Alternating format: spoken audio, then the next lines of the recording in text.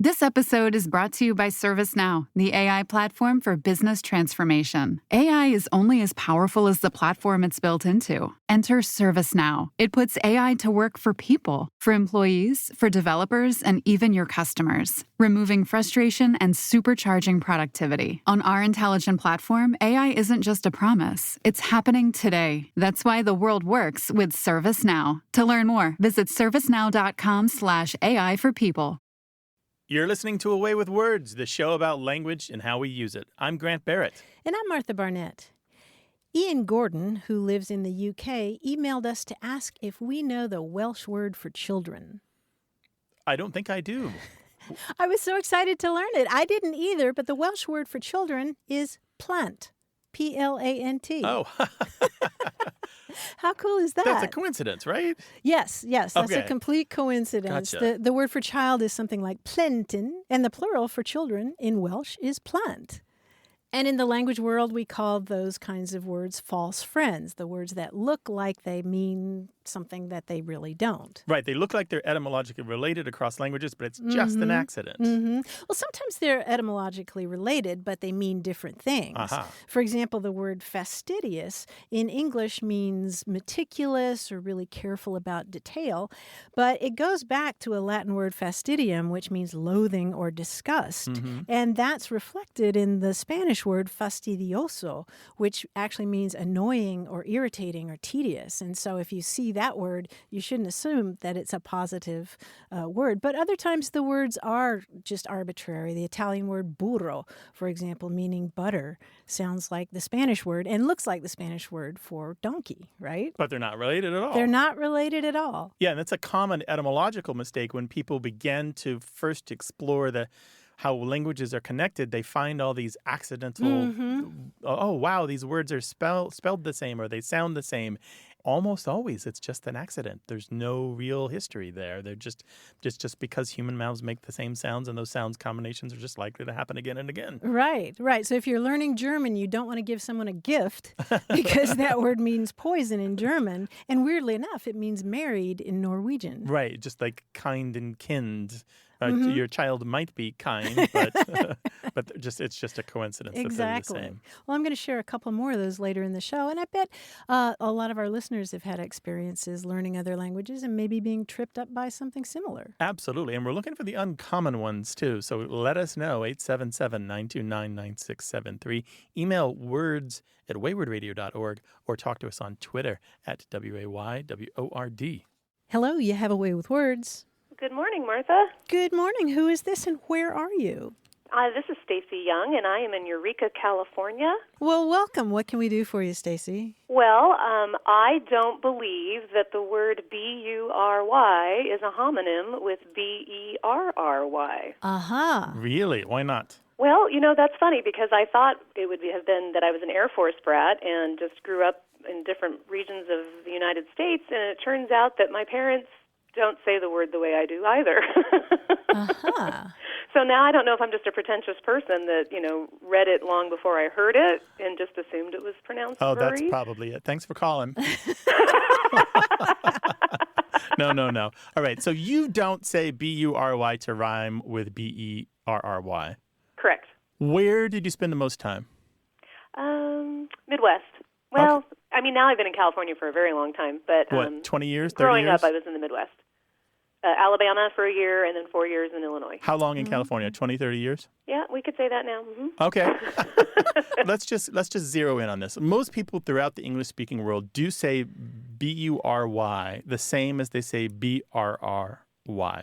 Berry and berry. They say them identically, exactly the same.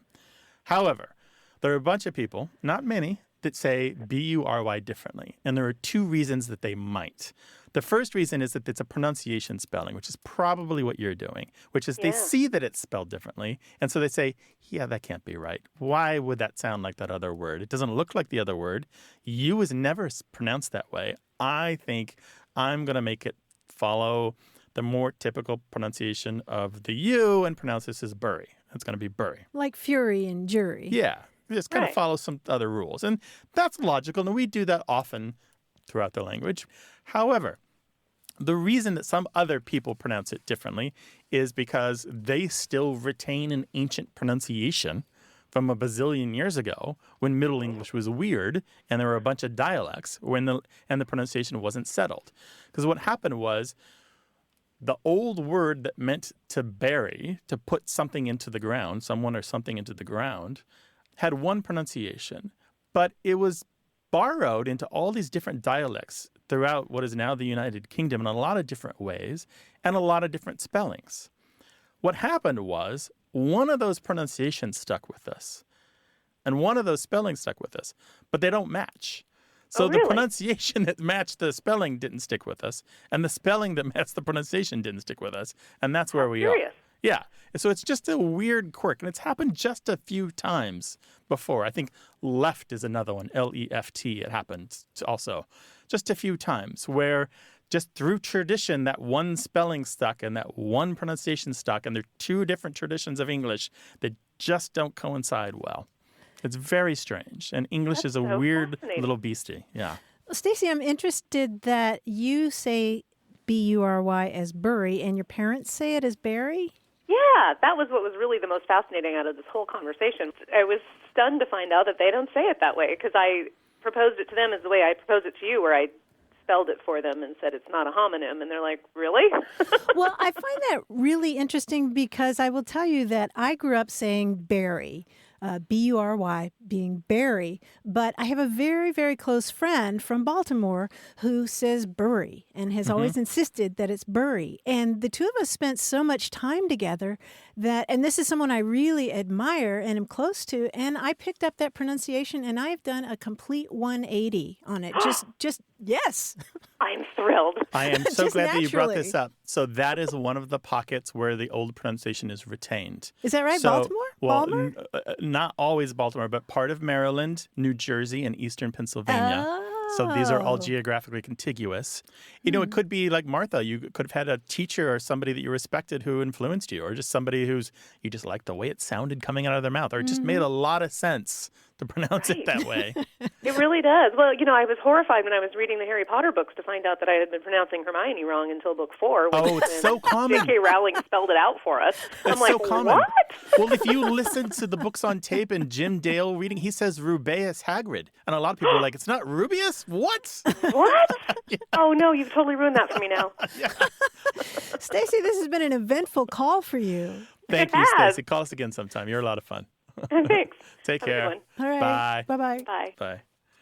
There's so much more to say about this. But the Middle English thing is really cool. So it wasn't the only Super word that happened interesting. to where you've got all these spellings and all these pronunciations, and it's kind of a mix and match. It's kind of like finding socks in the dark, you know? And you leave the house and you're like, I guess this is the spelling and pronunciation of the word meaning to put something in the ground that we're going with. You know, the stripes and those Yep. colors, that's what's happening. This is the way it's going to be. Well, we'd love to hear your stories about language, so call us 877-929-9673. Hello, you have a way with words. Hello, this is Mark Newcup from Newport News, Virginia. Well, hello, Mark. Welcome to the show. Hi, Mark. What's up? Hi. I'm calling about something that I learned from my mom, but when I use it around work, my coworkers get confused. So I was hoping that y'all could provide some insight. We all can. We'll try. The phrase is one that my mother would use when she was in particular talking to us kids, my siblings, if we had finished our homework. She wanted to know, how much do you like, in the sense of how much more do you have to go before you've finished your homework? Mm-hmm. And over the years, I've used it and never really noticed, people giving me funny looks. But as I used it with my coworkers on a more frequent basis, they commented on it. And I said, I didn't actually know where that came from. I asked my mother about it, and she said that was just something that, they said where she was from. So. And where is she from?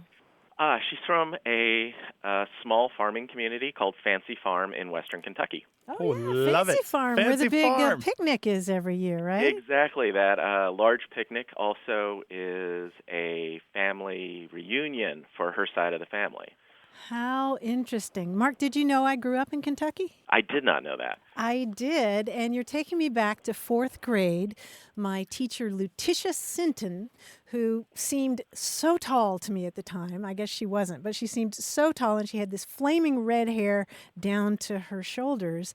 And I remember writing a book report, and I was taking a long time, which anybody who has ever edited me knows that that I take a long time to write. And she asked me if I had finished it, and I said, no, I haven't finished my book report. And she said, how much do you like?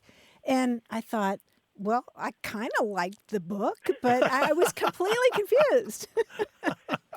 But it's the same thing. Like in that case is simply another pronunciation of the word lack. How much do you lack? How much more do you have to go? L-A-C-K, lack. L-A-C-K, but it's pronounced in the South and South Midlands often as like. Oh, yeah. So it's throughout the South, right? Yeah. Texas all the way up through, right? Yeah. So you might say it liked 2 minutes to 10. It was 2 minutes before 10 o'clock. And people will spell it L-I-K-E, but what they mean is lack. That is really neat, and I definitely never heard that as even a possible origin. Would that be something that shows up in, say, Southern literature? Is that something I can be looking for? William Faulkner.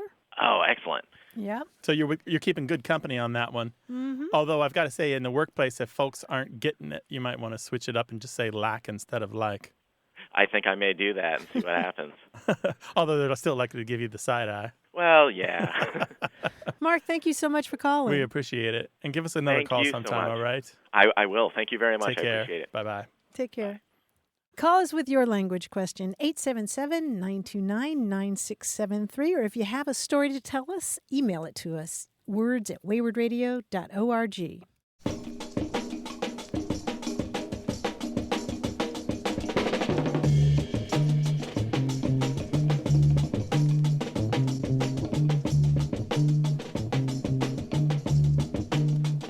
We got an email from Marianne Jones in Grants Pass, Oregon, who says that she lived in Sitka, Alaska for 12 years, and when she first moved there from Texas, she heard people using an unfamiliar word, and that word was skookum. Oh, nice. S-K-O-O-K-U-M.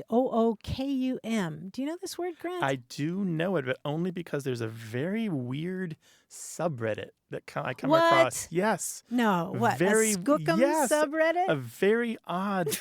It's just do. people post the oddest stuff there. I can't quite make out what it is. I come across it when I'm browsing just the whole all subreddits, everything. She says it's usually used to describe someone or something who's strong or muscular, like that Malamute is really skookum. Oh, nice. And it's a term that's chiefly heard in the Pacific Northwest and Alaska, and it comes from Chinook jargon, that mix of Chinook and Nootka and English and French and other languages. Originally, it meant a ghost or demon or spirit, but it also became an adjective that meant strong or good or powerful, like you have a skookum drink. Call us with your language question, 877-929-9673.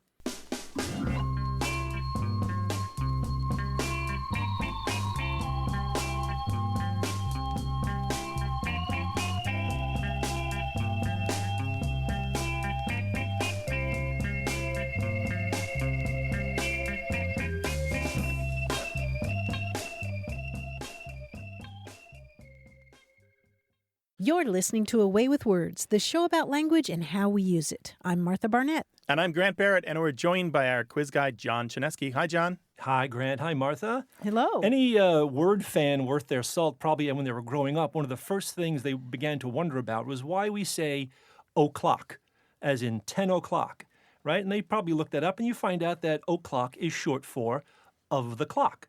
Because obviously, who has the time to say of the anymore? This is a go, go, go world. So why should we stop with of the clock? What would other common phrases sound like if we shortened of the to o all of the time or all o time? For example, what would the common phrase be for a priest or a reverend, a phrase that references their garb? Manocloth. Manocloth, yes, very good. Now, I'll clue you into some more O contractions. Anybody, you guys, you are free to use these anywhere you go. Here we go. It's been a popular brand of underwear for many years, but we still call it by 4 words instead of 2 with a contraction. Fruit o' loom. Very nice. Fruit o' loom. Now, it was the linchpin of the first Indiana Jones movie, a box that supposedly at one time contained God's contract with his people. Ark o' Covenant. Ark o' Covenant, yes. Sounds like malt Raiders meal. of the Ark o' Covenant, yeah. It's when you default to the belief that someone's intentions are honest, even when you can't be sure. Benefit o' doubt? Benefit o' doubt is right, yes. It describes a gathering of very intelligent individuals, though it's often used facetiously. Not meeting o' minds. It is meeting o' minds. Yeah, there's a real meeting o' minds there. Yeah. Now, we're right in the middle of the quiz right now, and this is supposed to be when things quiet down a little, like in a hurricane. What's that called? Io storm. Io storm is right. This was a series of conflicts over the throne of England between the houses of Plantagenet and Lancaster. War o' Roses. War o' Roses, right. Now, he's the guy wearing the lampshade on his head or the woman telling the outrageous anecdote. Life o' Life o' party. Life o' party. Now, his real name is John Clayton II, the Earl of Greystoke, and he's the title character of what novel by Edgar Rice Burroughs? Tarzan o' Apes. Tarzan o' Apes, that's right. Now, there's a common belief that a hangover can be cured by a little more drink. Now, I don't know if that works, but I do know what it's colloquially referred to as. Hair o' the dog. Hair a dog. Hair a dog it is.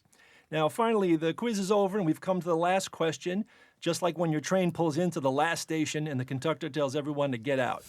Endo line. Stand clear of the closing doors. End-o line. Stand clear of the closing doors, please. Yes, it is the end-o line for me. So this has been wonderful. Thanks, guys. Thanks, John. We'll talk to you next week. Well, we'd love to talk with you about any aspect of language whatsoever, wordplay, word origins, slang, a dispute you have at work about workplace jargon. Give us a call, 877-929-9673, or send us an email. That address is words@waywardradio.org. Hello, you have a way with words. Hello, is this Grant? It is. Who am I talking to? Hi, this is Jeff Kaiser. I'm calling from San Diego.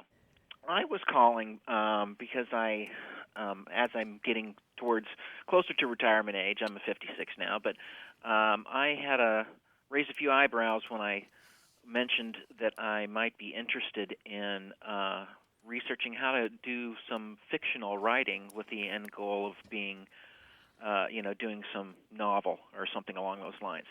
And I'm kind of at the stage where I'm looking at it like eating an elephant. It's just so daunting to try to get started. Mm-hmm. How do I know it's a one bite at a time type of thing, but I am so out of touch from a grammar standpoint, sentence structure, proper syntax, writing in the person, in a certain person, narrative, illustrative. I just have no idea where to start, and I figured I would ask my favorite worders. How to start writing fiction? Yeah, how to start doing something creative writing, I guess it would be. I'm a little leery about, learning annex kind of creating writing class, but if that's the way to go, that's the way to go. I just feel why are you leery about a creative writing class? It just seems to be kind of self-serving, kind of. Yes. I look at it like a continuing education class to teach people how to paint, and it's. I feel it's fairly rudimentary. Jeff, hold on a second there. I wanna back you up a second here. I think you're doing a disservice to what are some really fantastic programs. Oh, great! Really, for example, at the San Diego Community Colleges and the continuing education programs here in Southern California, you will find some phenomenal programs, some fantastic teachers. There is some hidden talent teaching classes for very reasonable rates here. There's some really accomplished writers who are going unnoticed because they are working their tails off teaching classes and then writing on their own time elsewhere, putting out really good work. You're going to get some really good stuff happening here. There are organizations like San Diego Writers, Inc., not just here in San Diego, but in every city across this country of any real size. You're going to find writers organizations who have classes, mentorships, writers groups. These are all good for you. These are exactly what you want. That is exactly how to begin eating the elephant. Oh, fantastic. I can't tell you how pleased I am to be proven to to be thinking in the wrong direction. And part of it has to do with what do you have the urgency to say? Toni Morrison has talked about how, there just comes a point where you have something and you've got to say it. And she's talked about how she never had 9 days to write. She never had a whole week off to just write. She had to write around her life and raising 2 boys and getting up early or working on weekends. And it was because she had something that she really wanted to say. And if you have something you really want to say, then you'll find a way to do it. Another thing that I would mention is that if you're wanting to work at home in the privacy of your home, there's a great book by Judy Reeves here in San Diego called The Daily Appointment Calendar for Writers that'll inspire you to write from prompts. It's got a lot of inspiring quotations in it. And I think the key that Grant and I are both edging toward is just to start. Yeah, I went to the San Diego Book Festival. I appeared on a panel, and I went to a bunch of other panels, and the same things kept occurring in all of these panels one after the other. And we had some really amazing authors come through San Diego and to talk about their craft and their process and their books and their lives and sort of things.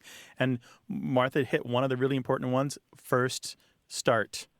Just start. Don't let anything stop you from starting. Another one is put your butt in the seat. When writers fail, it's most often because they fail to write. And I didn't invent that phrase, but that's it.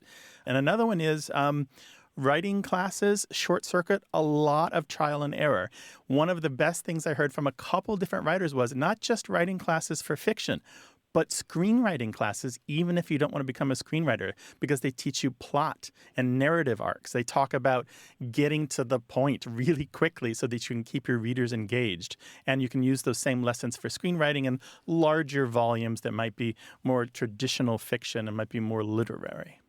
And I would just also add that you mentioned something about grammar or syntax, something like that, and this is not the time to worry about that. That comes later. Trust us. That's what editors are for, and editing can be a great process. Yeah, so write first and do all the editing later. Don't edit as you go. It's a big trap. Oh, fantastic. Blown mind. Just gone. And, Martha and I both sit here and going like, well, does he want the 6-hour version of this? Something tells me you do, Jeff. Oh, my goodness. You have no idea. I would actually die and go to heaven in 6 hours talking with you guys about this. But just to kind of recap, here in San Diego, I recommend starting with San Diego Writers, Inc. I do recommend the continuing education programs at any of the colleges and community colleges here. I do recommend the community colleges throughout Southern California and throughout this country. They are fantastic. You get great value for your money at community colleges everywhere. And I do recommend this book that Martha talked about by Judy Reeves. That's Reeves. What's it called again, Martha? The Lively Muse, Daily Appointment Calendar for Writers. It's a great way to ease into writing every day. And good luck to you. Send us your first draft when it's ready. Oh, I'll send it before it's ready. How about that? And we'll send you a go-get-'em tiger, all right? Thanks, Jeff. Oh, my gosh. Well, just like first responders and police and doctors, again, I am so thankful for the service that you provide the great unwashed. All right. Take care now. And good luck with this. Remember, butt in seat, all right? All right. All right. Polish that chair. You betcha. Bye-bye. All righty. Bye-bye. Thanks a lot.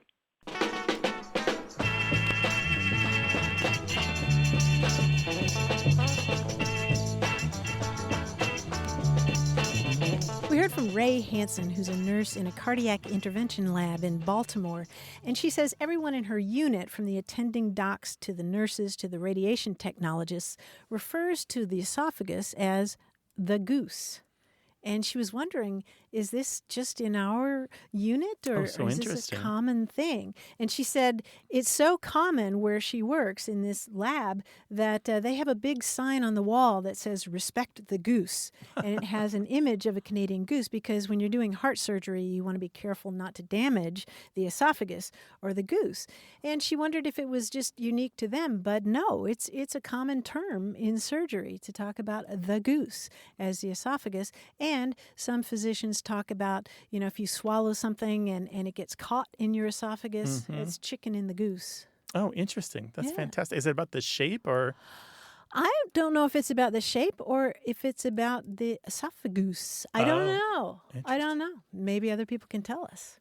877-929-9673. Hello, you have a way with words. Hi, this is Mary from Tulsa, Oklahoma. Welcome, Mary. Hello, What's Mary. going on?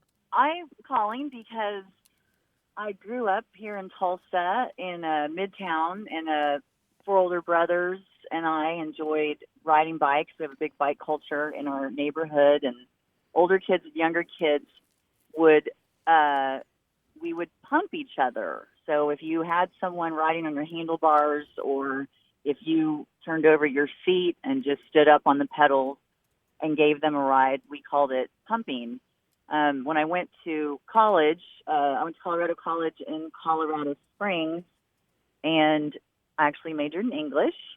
And I would ask people, say, after the library closed late at night, I'd say, "Will you pump me over to my dorm?" And I got the strangest responses. I hardly know you.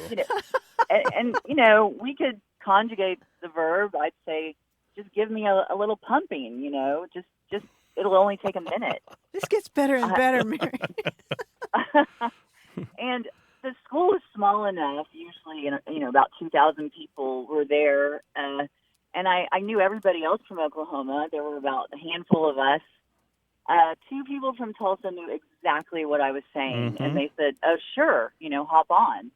And then anybody from Oklahoma City, I had a friend from Wewoka, someone from Broken Arrow, even that was just right on the outskirts of Tulsa. They had no idea what pumping was. And so I wondered if it was because the person on the pedals would be pushing so hard, pumping, I think that's right. And did the students from Texas know it? I'm guessing that they would. Maybe I didn't have enough friends from Texas. In fact, most of the people I remember asking were from Colorado or Connecticut or Tennessee. Mm-hmm. Like the kids from Oklahoma City didn't use it, so I'm surprised you heard it used in Texas, huh? Yeah, well, I've looked through our phone records because we save everything that we get from listeners and all of our email, and we've had so many questions about this over the years. Some people from Denton, Texas. We've had Sacramento and New Mexico people mentioning it. It does appear in parts of California, Central Valley, I believe. I think it's related to the migration back and forth during the Dust Bowl period. Sure, from Oklahoma to California. That's right. Yeah. But other than that, those patches are the only places that I have any reports of people saying pumping. The Dictionary of American Regional English has it, but they just have Texas and California as the only places that have reported it. But I wouldn't be surprised if there are Coloradans who use it, and Arizona and New Mexico and other neighboring states to Texas and Oklahoma. Sure. Oh, I love the idea of that being part of the sort of Grapes of Wrath past. So in Texas, it might be the Texas Panhandle mostly. But I think you're absolutely right. I think it's about those legs pumping up and down like an oil derrick. I really do. It's just you're working so hard to push that extra weight around. Okay, well, thanks for clearing that up for me. And I didn't know it was anywhere outside of Oklahoma. So I'll look. And what was the dictionary again? Oh, it's the Dictionary of American Regional English. Most university libraries will have it. Okay, great. I'd love to look into it. Thanks again. Thank you. Take care. Thanks for calling. Bye-bye. If you got another term for giving someone a ride on your bike so you're riding double or even triple, let us know. 877-929-9673. Email words@waywardradio.org or ask us on Twitter at WAYWORD. Hello, welcome to Away with Words. Hi, I'm Sister Patricia Marie, and I'm calling from San Antonio, Texas. Well, hello, and welcome to the show. Growing up, my mom would say a few things that I always would ask her about, and she would say this one thing. It was a gentle way of speaking about people who were inebriated. She would say there were 3 sheets to the wind. And I remember once asking her about that, and she says, "Oh, it's just 3 sheets blowing." And I'm like, "Why 3 sheets? Why sheets?" So I was hoping maybe you can enlighten me some on this. I've been spending a lot more time out on San Diego Bay here in sailboats, and I got corrected very quickly when I referred to the ropes on there as ropes. Lines on a sailboat are actually referred to as sheets. Wow. And the corner of a sail in Old English, the word is sheata, and that gives us the word sheet. And so if you're talking about the sheets coming loose on a sailboat, then and you have 3 of them, it's going to be flapping around, and you're going to have a hard time controlling that boat. It's sort of like somebody who's inebriated kind of stumbling around. So your boat is flopping from side to side because you've got no control over direction and speed and that sort of stuff. Yeah. Gosh, I never would have thought about the wind sails on a boat. I'd always thought about clotheslines. Yep. That was what I Bed pictured. sheets. Well, there you go, Sister Patricia Marie. What do you think? Well, I think it's pretty awesome. I learned to do sailing with my dad, and that's something that I don't ever remember learning that much, so that just makes it more endearing. Aww. I'm thinking about the sails on a boat Uh-huh. and the ropes and stuff. Yeah, or lines or sheets. Yeah. So I love the idea that this is kind of a linguistic heirloom for you. It conjures memories. It does. My father has passed away, and my mom, her mind's not too with us anymore, so you can't really have conversations with her, so it really does endear it more for me. Oh, that's wonderful. We're glad to help. Thank you so much Yeah. for sharing with us, and thanks for calling. You're welcome. I really enjoy your show. Take care now. Thanks Bye-bye. so much. All right. Bye-bye. Bye-bye. So, Grant, just to clarify, on a sailboat, they're not ropes, they're called lines. And there's more than one kind of line, like they're halyards and things like that. But the lines connected to the corner of the sail are called sheets, and you sure don't want sheets flapping around. Boy, I got a lot to learn. Call us with your language question, 877-929-9673.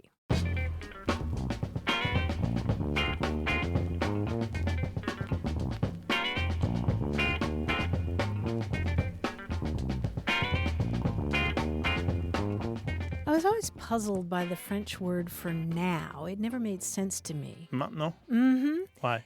It just seemed like an odd word It for looks now. like main tenant, right? Uh-huh. Yep. And I had this light bulb moment this week when I realized that it actually goes back to the Latin manu tenendo, which means holding something in one's hand. Oh. And so if you're talking about now, it's this moment that you're holding in your hand. Oh, the palm of your hand. You're holding time here in the palm of your hand. Yeah, in the grip of your little mitten. Yeah, kind of. It suggests the idea of immediacy. Yeah. Well, interesting that you said far, because it suggests the idea of immediacy, something you've got right there in your hand and proximity. Mm-hmm. And then it sort of morphed into the idea of Just now. now. But yeah, Okay. but it's related to the English word maintain. But maintenant comes from French words that mean while one is holding something in one's hand. Call us with your language discovery, 877-929-9673.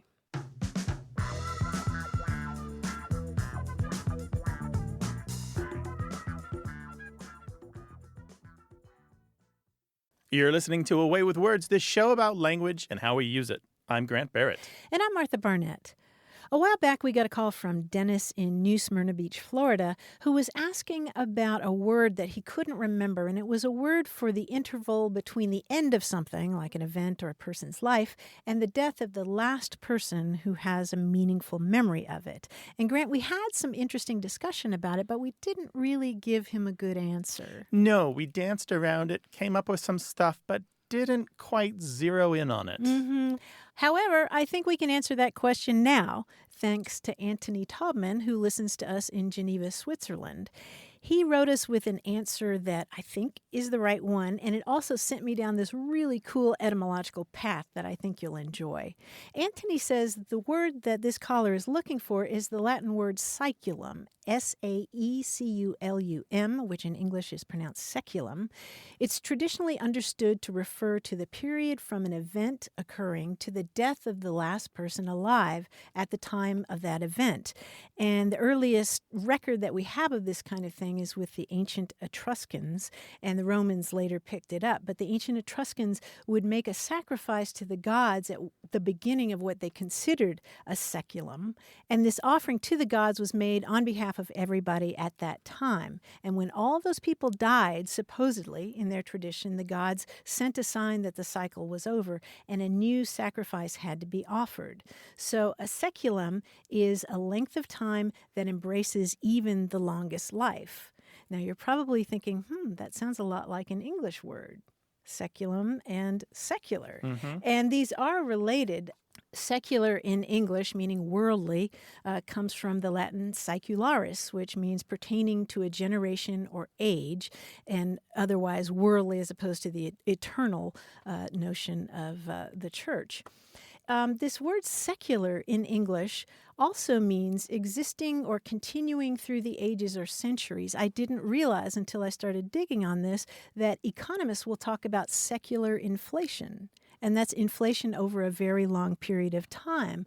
Or scientists will talk about secular oak trees, which are oak trees that exist for 100 years or so. And that sent me to a wonderful poem by Ralph Waldo Emerson called The Garden. It goes, "Many things the garden shows, and pleased I stray from tree to tree, watching the white pear bloom, bee-infested quince or plum. I could walk days, years away till the slow ripening secular tree had reached its fruiting time, nor think it long." And so that was just such a thrilling way to end up. Right. So you start with an answer to a question and you end up with a lovely poem. Yes, we learned so much from our listeners. We do indeed. And it's nice to get that answer. So seculum is the answer to the question. The interval of time between an event or the end of someone's life and the death of the last person who has a meaningful memory of it. Meaningful memory of it. Gotcha. If you've got more to add to the answers that we give on the show, we welcome that. 877-929-9673. Email words@waywordradio.org or tell us on Twitter at WAYWORD. Hi there, you have a way with words. Hi, my name is Ashley Daigle, and I'm calling in from Hoffman Estates, Illinois. It's one of the northwest suburbs of Chicago. Okay, well, welcome to the show. What can we do for you, Ashley? Well, my accent and geography may belie my origins. I'm originally born and raised in a place called Thibodaux, Louisiana. Oh, yeah. So there are lots of Cajun words that we use down south in Louisiana. Some I've used my whole life that I kind of already knew they were Cajun. Mm-hmm. So my family doesn't really speak French, but these things kind of get peppered in. So, I'm used to saying shabba-bay, so poor baby, if somebody's not feeling well. Or we say, how's your mom and them, to ask, is your family? How are your mother and them? Or lanyap, which means a little bit something extra that's good. Yeah. Oh, yeah. We use that around here. We learned that from we picked it up from one of our listeners years ago. And so in-house in the radio, our little radio team, we use lanyap. Yeah, we sure do. Yes, that is excellent. I do what I can to spread it around, so I'm glad to hear it's other places. That's exciting. So I knew that those words, were Cajun, but only a couple years ago, I was walking around my house and I bumped my knee into something, and I said, I peelayed my knee. And my husband, who's from Illinois, said, what? And I didn't know that peelayed, isn't just a real word, I guess, or a common word. And so I'm presuming it's something, Cajun. And so I asked my dad, like, hey, what does peelayed mean? And where's it from? And he's like, well, it means you bump into something. I was like, right, but like, why?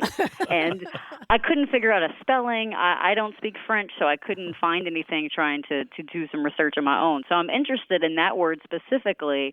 What's it about? First of all, I love this, and you're fantastic, and I love everything that you're teaching us right now. This is one of the things that we enjoy about this show, because you're teaching us stuff outside of our experience.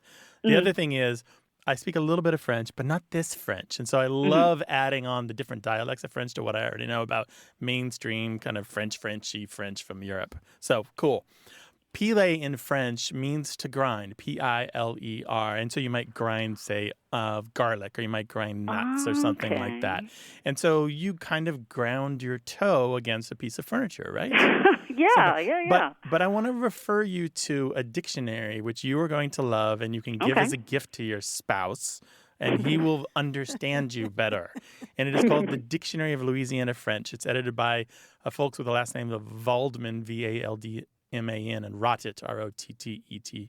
But anyway, look up Dictionary of Louisiana French, and it has a whole big entry on this verb and all the different ways that in the different parishes of Louisiana this verb is used in French, including meaning to step on someone's foot, or to crush pecans, or to trample down like the mud in a parking lot, or to beat someone up. So all Oh, these different wow. varieties, all of these kind of connected to grind or to pound, right? But Yeah. not quite, or to beat up.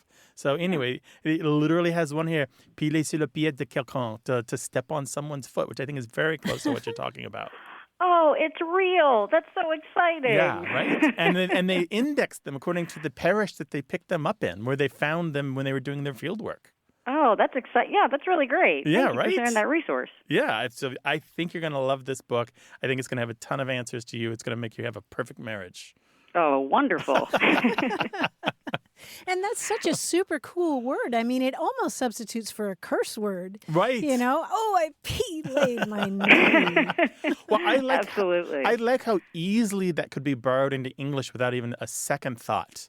Well, right? yeah, I mean, I've used it my whole life, and it didn't even occur to me that it was something outside of, normal everyday English. Yeah, love it. like voila is kind of on the edge of being borrowed into English without thinking about it. You can see in all the spellings where people don't know that it's French and they spell it English ways. But it still has a foreignness about it. But pile, that doesn't really have a lot of foreignness about it.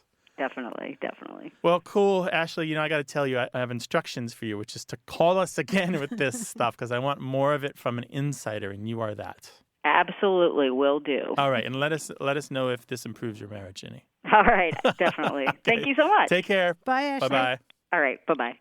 Have you moved across the country and used a word and people looked at you like you had two heads? Call us about that or any other aspect of language. 877-929-9673 or send that whole story to us in email. That address is words@waywardradio.org.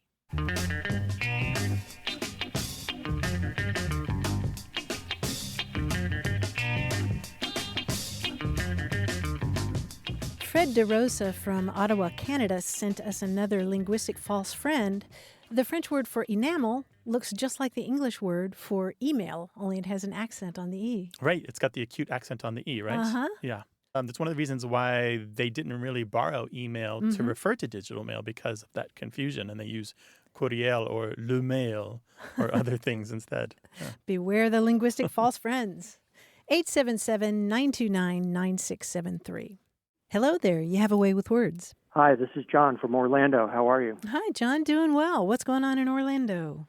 Well, I was enjoying a wonderful flight on the second longest flight in the world back in 1996. We were leaving Miami for Cape Town, South Africa, and it was a very exciting time for my wife and I to go visit some friends who were in the State Department. So we're on our way to go to Cape Town, and by the time we landed out at the international airport, we had this wonderful arrival into the southern tip of the continent of Africa. So we land out, we get out of the airplane, we walk into the terminal building, and now we have to exchange money, U.S. money, for Krugerrands, and we go up to, just like in any airport, we walk up to the booth.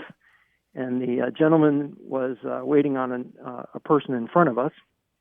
When he completed that transaction, we sort of step up like you would expect in a queue. And he says, "I'll be with you now." Put his head down and started counting some money, and sort of doing his busy work behind the glass, with a little hole in it, like at a bank teller. And my wife and I looked at each other, kind of did a double take, and then we took the social cue that he actually meant just wait a minute. And so that was just an odd interaction, one of our very first moments in another country where they had this colloquial saying, "I'll be with you now." So I didn't know the roots of it. And the follow-on as we went and finally met with our friends, and they said not only is that a saying that just means wait just a minute, but if they tell you, "I'll be with you now," that's actually like a slight that they will just take their sweet time getting back to you with whatever it is that you're asking or inquiring about. So I didn't know the origins of "I'll be with you now." Yeah, it's pretty complicated, and it's shared with some of the other English-speaking countries, just not with North America. We had an email from a listener named David Cannon, who is South African, a number of years ago, who had this great email, and I wanted to share some of this, that he says, he was talking about now is a definite commitment to get it done as soon as they're finished with what they're currently busy with, which sounds like what you were talking about. The difference between right now And just now is also something that they honor, and we maybe don't quite really see the difference here in North America. Right now is this moment, and just now is soon, but not at this very moment. And then now is definitely urgent. Now comes actually not from English, but from Afrikaans. So it's nunu in that language. It just means now. It's the typical reduplication where you take a word and for emphasis you say it twice, and it maybe means a more specific case of the word, a more specific instance of the word. But you were saying that now in that case meant the opposite? Opposite, yeah, that's what it seemed to us. Oh, when we really? were explaining it to our friends. I actually sort of queued it up with something like in the South where they say, well, bless your heart. Oh, or I'll be with you And presently. It's I'll interesting be with you now. It's kind of like silly person, I'll take my sweet time. I don't know. It was just sort of the context of the moment really is decisive in terms of how the meaning gets given. Because it doesn't really conform to what I learned from people who've lived in South Africa or the South African dictionaries. They're all very clear, at least as far as they're concerned, that now means absolutely now. It means right away. Yeah. Very interesting. So it was so fun. And then the years since, we've just enjoyed adding that into our lexicon. Mm-hmm. And people who listen to my wife and I interact sometimes will say that to each other, sort of jokingly, like, hey, I'm a little busy and I'll be with you now. So we've borrowed it and have a lot of fun with it. John, this is wonderful. Thank you so much for calling. All right, take care. Great. Bye-bye. Have a good day. You Bye. too. All righty, bye-bye. In Caribbean English, they say now for now. So this would be Belize and Jamaica and a few other places. And it's basically the same as right now, means right away. But now for now. Oh, they say the phrase now for now? Now for now as a pat set expression. Oh, yeah. And that means right away? Right away, yeah. I'm going to do this now for now? Now for now, yeah. Huh. Interesting, right? Oh, yeah. Give us a call, 877-929-9673, or send your questions and stories about language to words@waywardradio.org. Hello, welcome to Away with Words. Hi, this is Cindy calling from north central Wisconsin. Cindy, what's on your mind? So I'm calling about the word toolies. Toolies. Toolies. When I was growing up, my mom would ask us to take things out to the toolies. Potato peelings, cherry pits, apple peels, peach peelings. She was a big canner and a cooker. And in meal prep, or as we were taking our harvest from the garden, we would be canning things for the fall, and all of our food waste would end up going out to the toolies. The toolies. And how would you spell that? I've never written it down.